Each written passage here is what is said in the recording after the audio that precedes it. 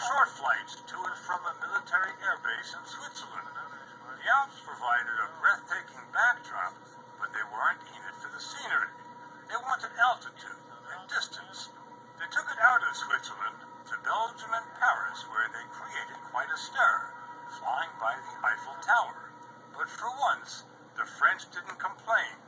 The SolarImpulse was so quiet and elegant.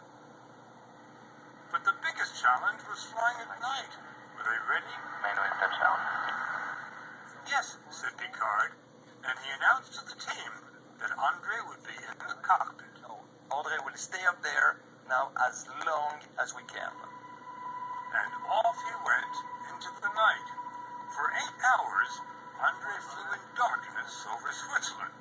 Andre could see nothing, so the team on the ground had to track winds, squalls, battery levels. Watching this creature in the air, long after the sun has surrendered, is almost unreal. The plane emerges from the darkness like an apparition.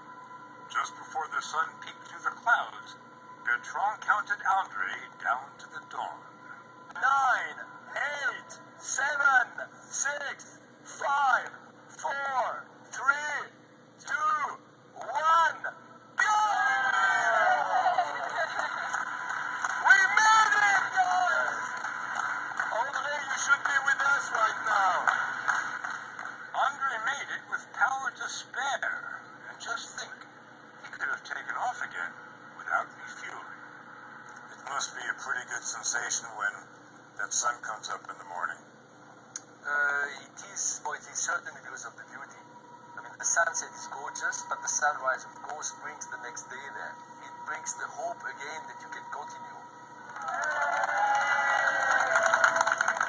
Bertrand is continuing a family tradition. Visionaries, pioneers, adventurers. His father, Jacques, designed a newfangled submarine, squeezed himself inside, went down 7 miles beneath the surface of the Pacific, and came up to talk about it. That was 50 years ago. His grandfather, Auguste, decided to go the other way, up. He heard the Earth was round, but wanted to see for himself. So he designed a pressurized cabin, attached it to a balloon, and flew it to an altitude of 10 miles. It was considered by NASA as the first man in space. So in those days, it was like going in another world. Was your grandfather, in fact, the first human being to see the curvature of the Earth? Yes. And that was really impressive for me as a kid, because I was reading in the history books all the stories about the Earth being flat, being round or whatever, and my grandfather came back and said, I saw the curvature of the Earth with my eyes. So once you live this as a kid, of course,